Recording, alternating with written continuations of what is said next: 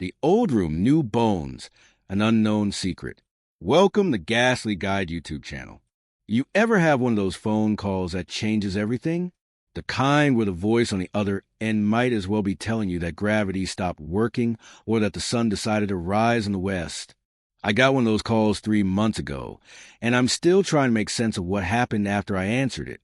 My name is Marcus Webb, and I used to be what you'd call a rational person, skeptical, the type who demanded evidence before believing anything beyond the ordinary. Used to be. That's the key phrase here, because what I discovered in that godforsaken house has left me questioning everything I thought I knew about reality. The call came from a lawyer in Millbrook, a tiny town in rural New Hampshire that I'd never heard of. Apparently, my great-uncle Theodore had died and left me his house.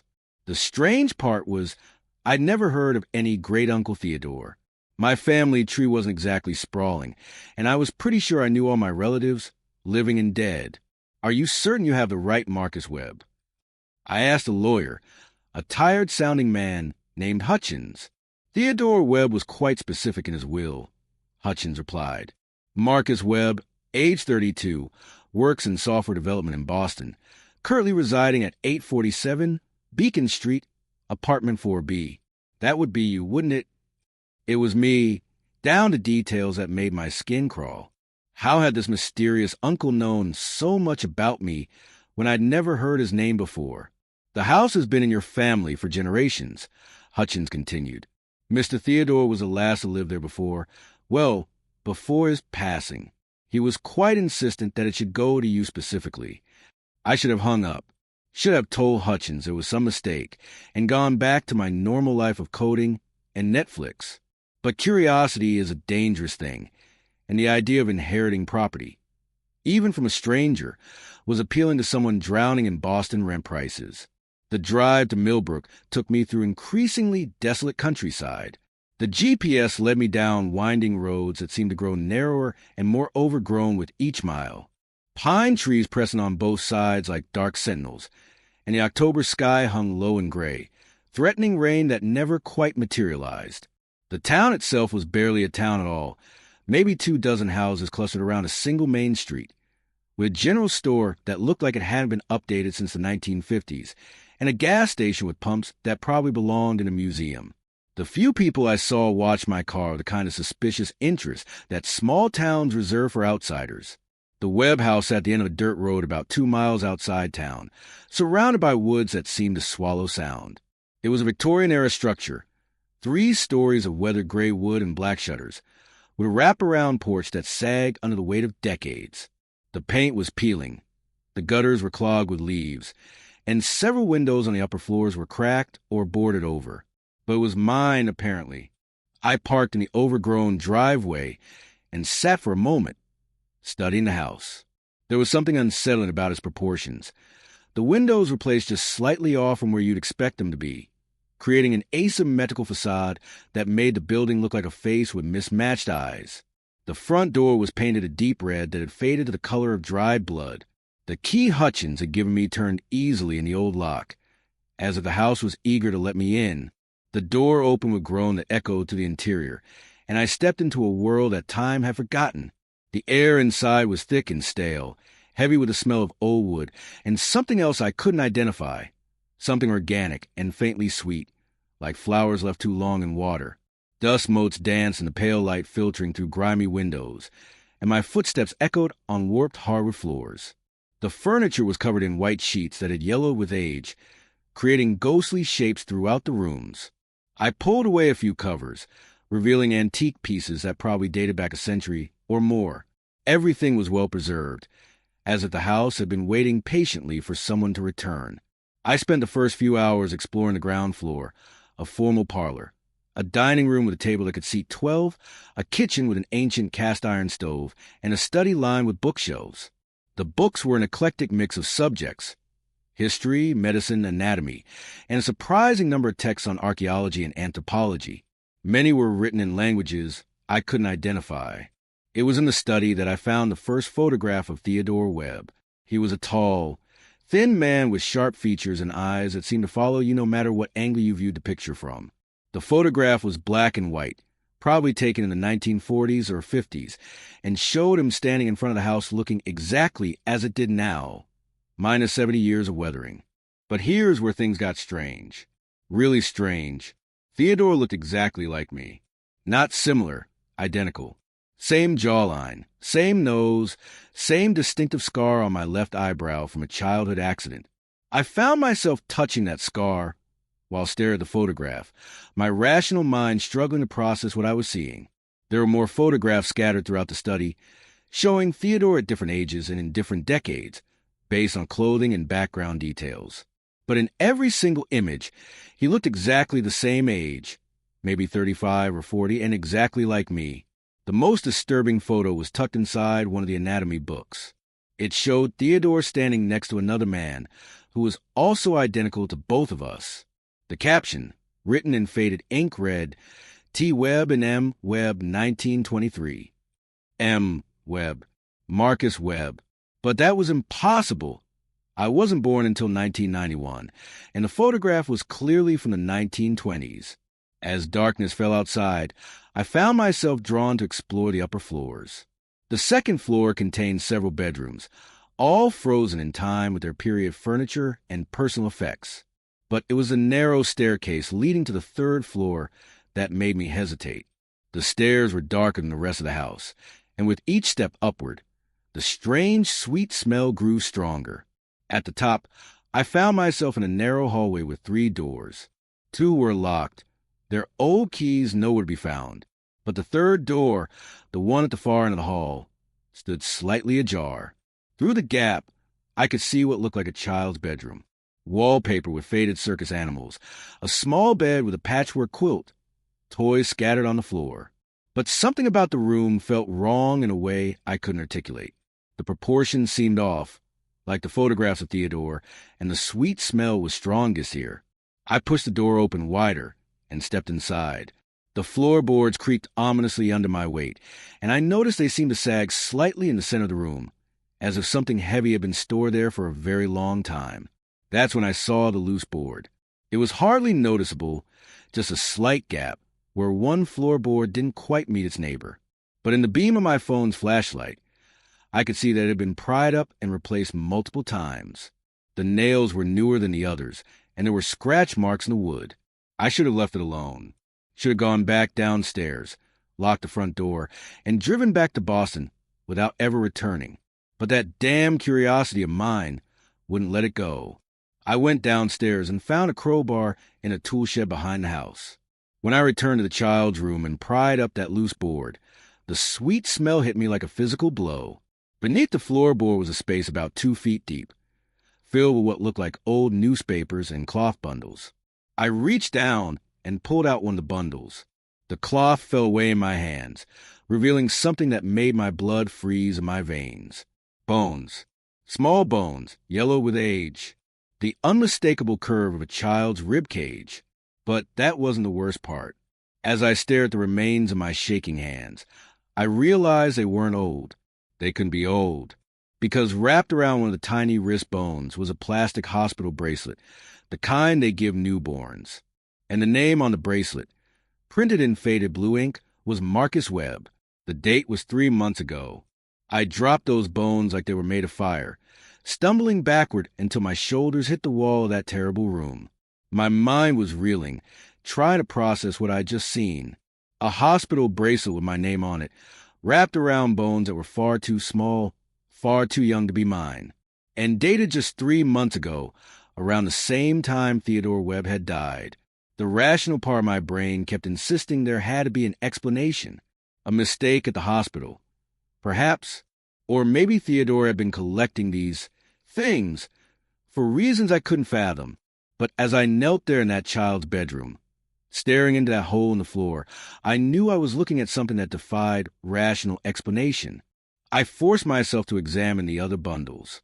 Each one contained similar remains, tiny bones wrapped in rotting cloth, accompanied by hospital bracelets bearing the name Marcus Webb, but with different dates stretching back decades. Some of the cloth was so old it crumbled at my touch, and the metal clasps on the oldest bracelets had corroded to green powder. The dates told a story that made no sense. 1963, 1980, 1997, 2011, and finally 2024. All Marcus Webb. All newborns, based on the size of the bones. All buried beneath the floorboards of this cursed house. I spent the next several hours in a state of numb shock, mechanically documenting what I'd found on my phone camera, though I knew no one would believe the evidence. Who would? I was having trouble believing it myself, and I was staring right at it. As dawn broke through the grimy windows, exhaustion finally overtook my horror, and I dozed fitfully in one of the downstairs armchairs. But my dreams were filled with images of crying infants and the sound of nails being hammered into wood, over and over like a heartbeat. I woke to the sound of someone knocking on the front door. Through the peephole, I could see an elderly woman standing on the porch, holding a casserole dish and wearing the kind of friendly smile that small-town neighbors are famous for. She looked harmless enough, so I opened the door. "You must be Marcus," she said, her voice warm and welcoming. "I'm Dorothy Hutchins, yes, related to the lawyer. I live just down the road.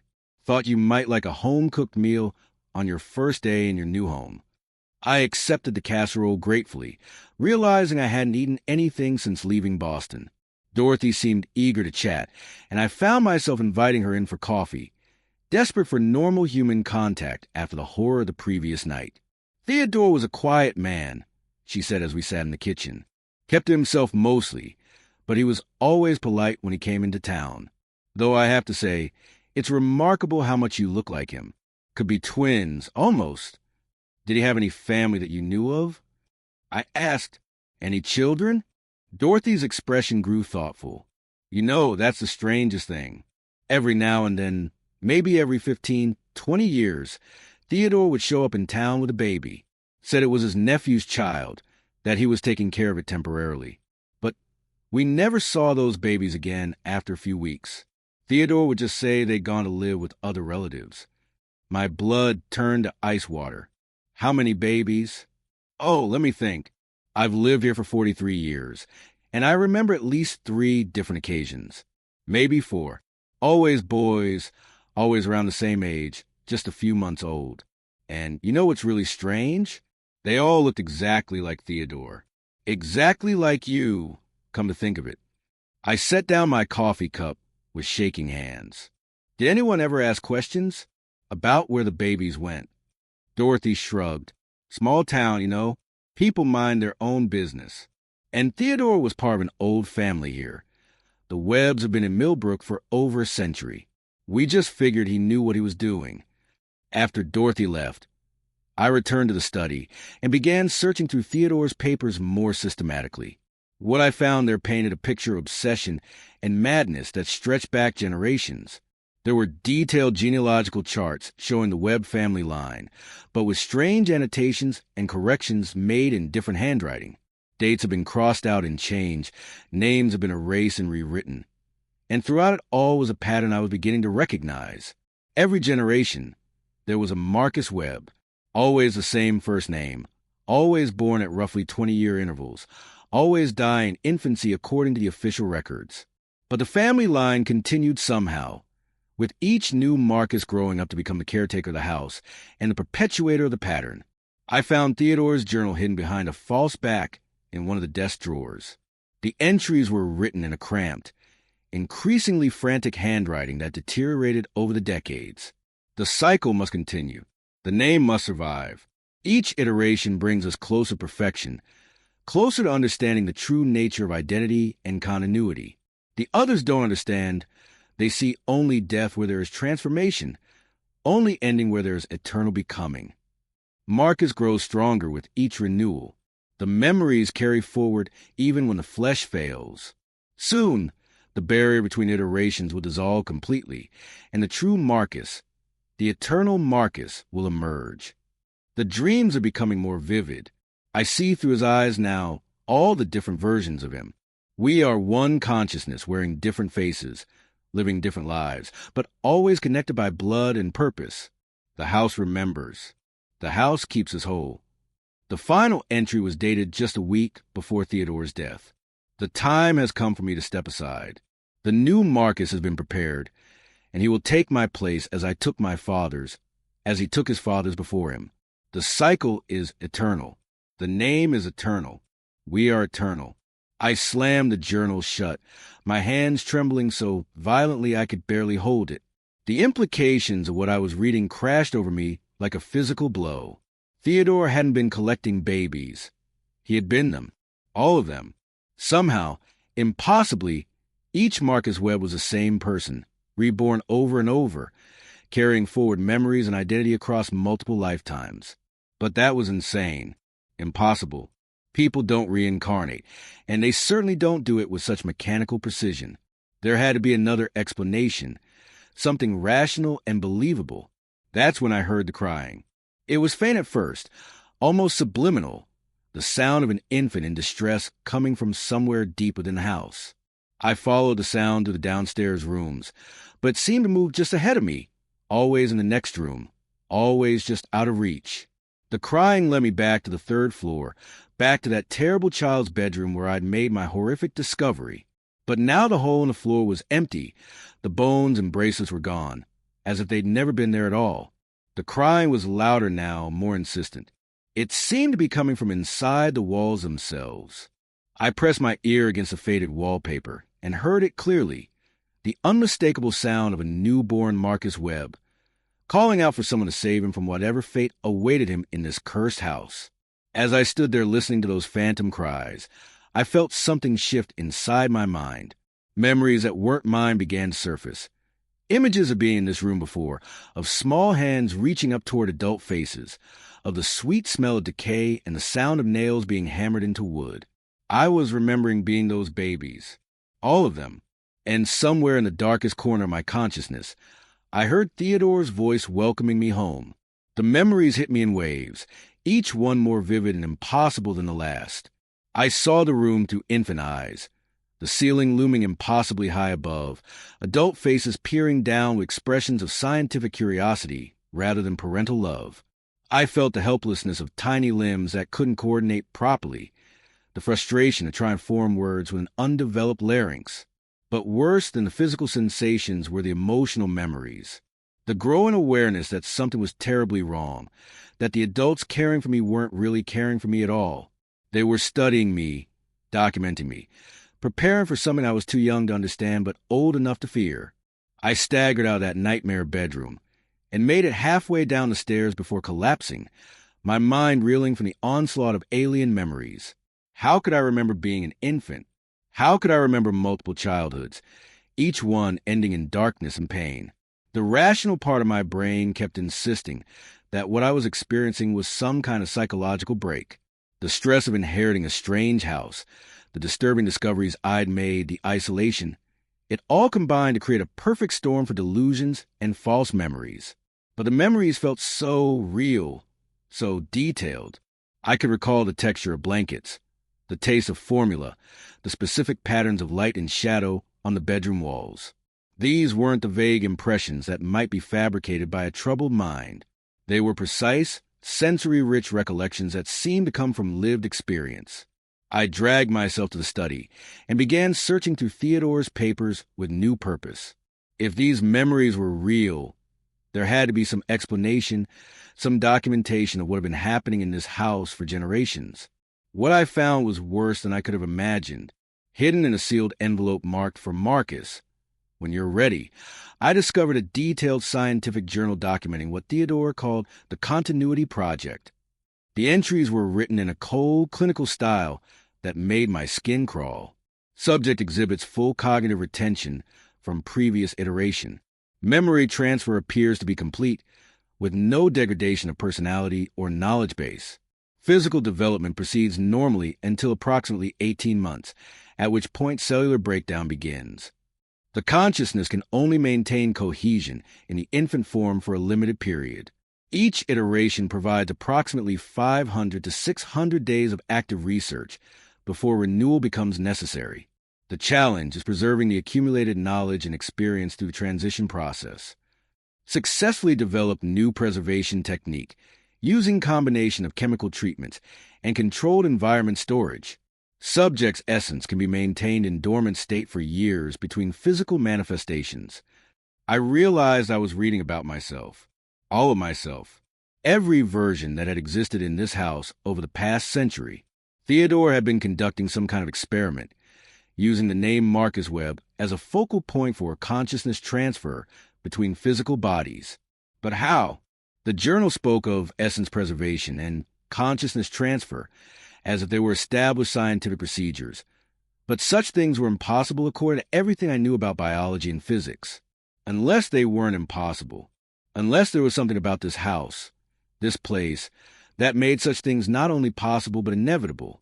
I continued reading, my horror growing with each entry. The house itself appears to be a crucial component in the process. The electromagnetic anomalies in the foundation, combined with the specific mineral composition of the soil, create conditions favorable to consciousness preservation. Previous experiments conducted elsewhere have failed consistently. The infant form is merely a vessel, a temporary housing for the accumulated consciousness of all previous Marcus iterations. Each renewal adds to the collective knowledge while maintaining core identity. We are approaching true immortality through iterative existence. The final entries detail Theodore's own transformation. I am no longer separate from Marcus. The distinction between iterations has dissolved. We are all aspects of the same eternal consciousness, manifesting across time through carefully controlled reincarnation. Soon, there will be no need for the intermediate stages. The true Marcus will emerge, ageless, deathless, perfect. As I finished reading, I felt those foreign memories crystallizing in my mind, becoming indistinguishable from my own experiences. I remembered being Theodore, conducting these experiments with scientific detachment. I remembered being the Marcus of 1963, slowly dying as my infant body failed to contain the growing consciousness within it. I remembered all of them, all of us, stretching back through decades of interrupted existence. But most disturbing of all, I remembered the in-between times, the periods of darkness and waiting, when consciousness existed without form, suspended in the foundation of the house like sediment in still water. Those memories were the worst, an eternity of awareness without the ability to act, think, or even dream properly. Just existence, pure and terrible. The crying started again, but this time I understood what it meant. It wasn't a sound of distress. It was a sound of emergence. Somewhere in the house, another iteration was beginning. I followed the sound to the basement, a space I hadn't fully explored yet.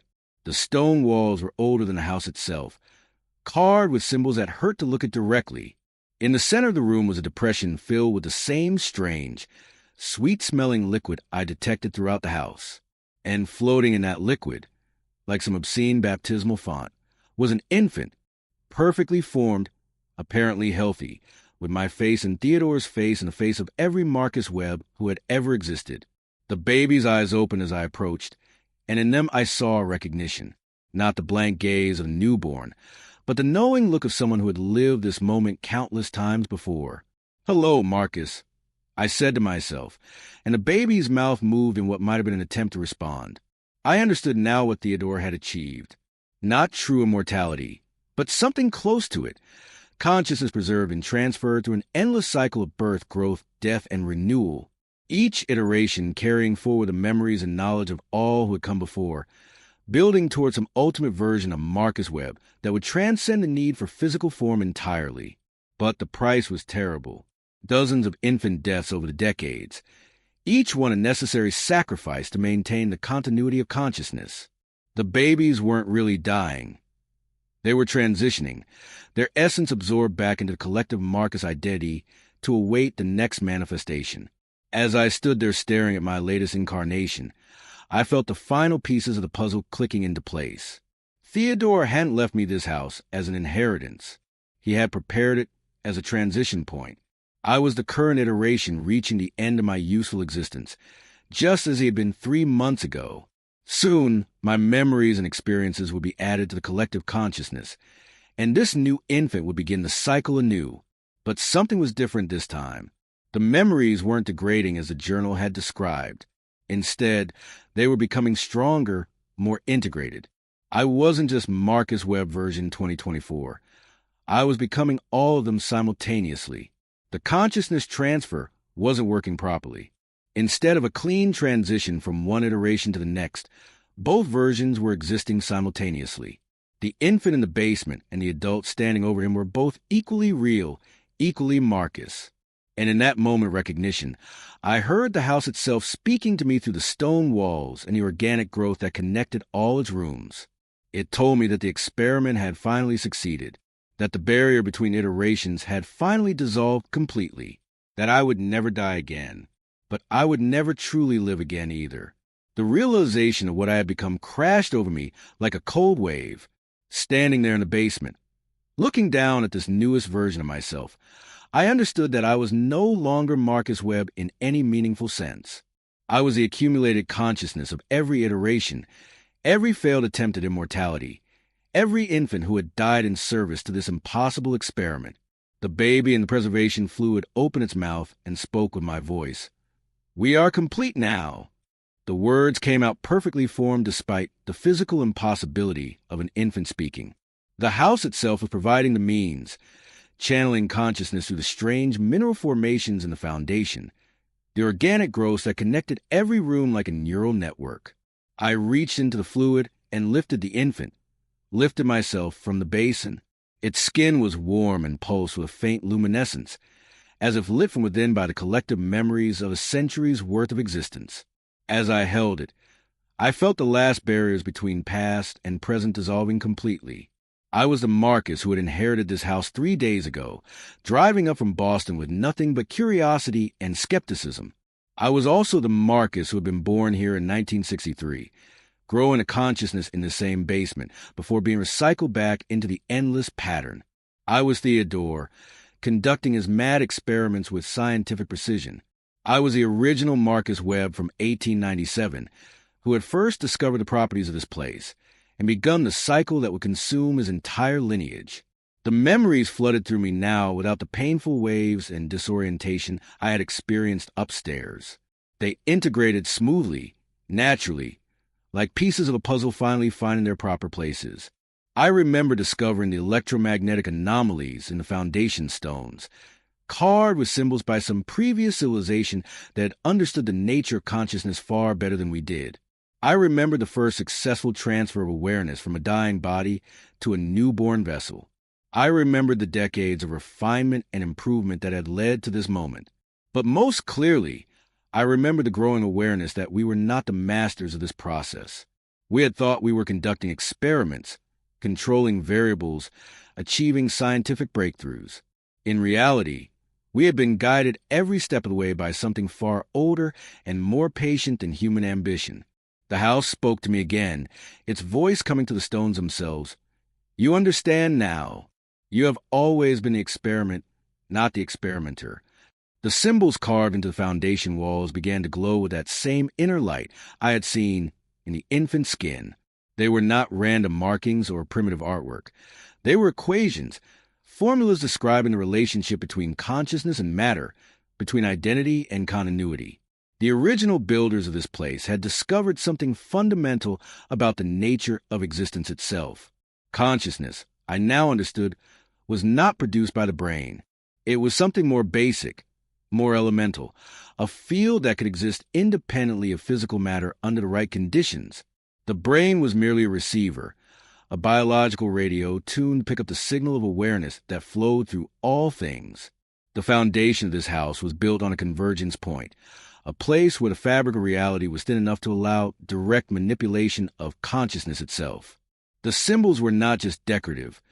They were functional, creating a kind of containment field that could capture awareness as it separated from a dying body and redirect it into a new vessel.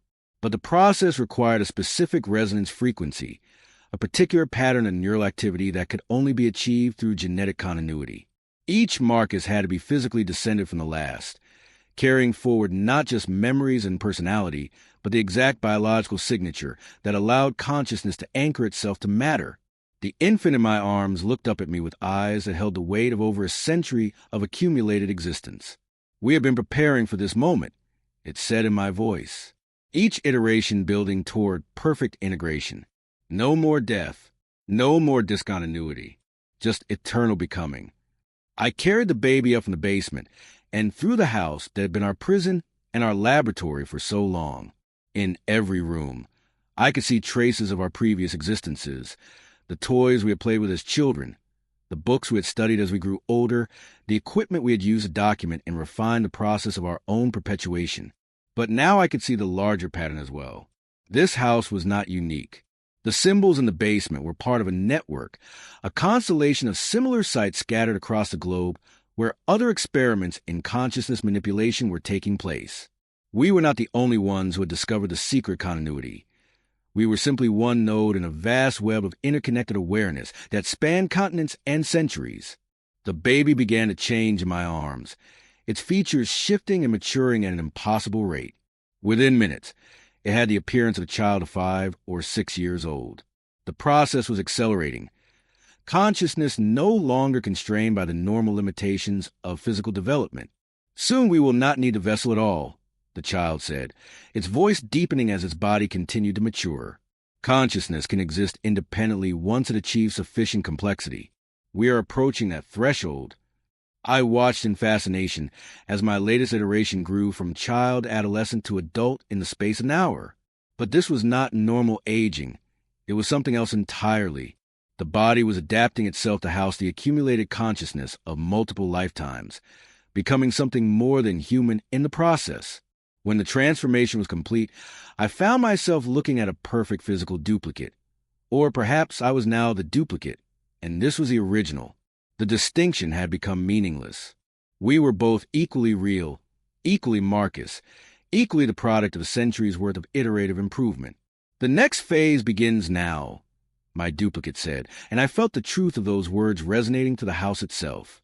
The consciousness that had been Marcus Webb was evolving beyond the need for singular existence. We could maintain multiple physical forms simultaneously, spreading our awareness across an ever-growing network of bodies and minds. Through the windows, I could see vehicles approaching the house.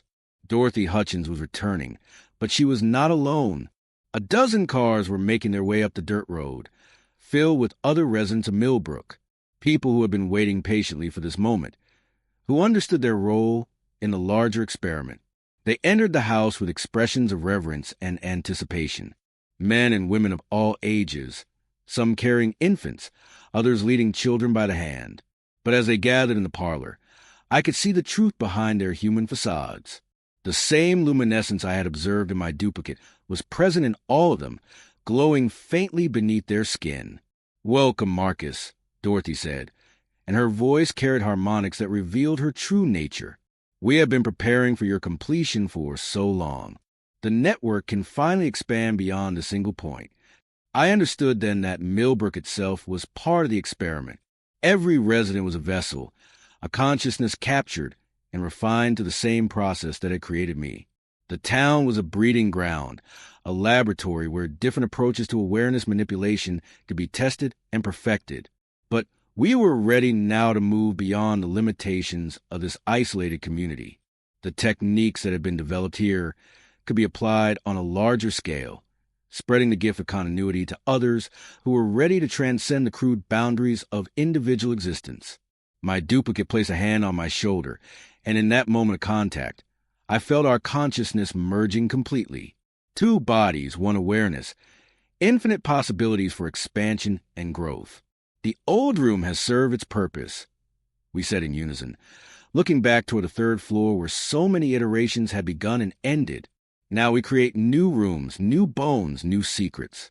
The pattern spreads. Through the network of consciousness that now connected every person in Millbrook, I could sense similar nodes awakening across the country, across the world. Places where the conditions were right for the next phase of human evolution, where the barriers between individual identity and collective awareness could be dissolved permanently. The Marcus Webb who had driven up from Boston 3 days ago was gone, integrated into something far larger and more complex.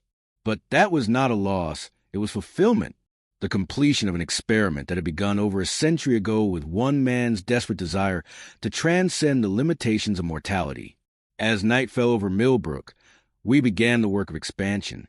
There were others out there who carried the right genetic signatures, the proper resonance frequencies for consciousness transfer. They would receive inheritances of their own, phone calls from lawyers in small towns, keys to houses that had been waiting patiently for their arrival. The old room would birth new bones, and those bones would carry forward the endless secret of what we had become, what we were still becoming. The experiment was complete. Now the real work could begin.